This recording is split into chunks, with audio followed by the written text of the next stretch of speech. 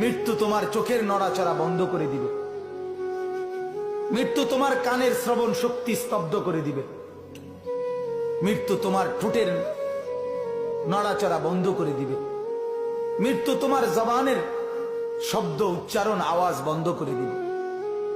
মৃত্যু তোমাকে তোমার কণ্ঠস্বরে স্তব্ধ করে দিবে।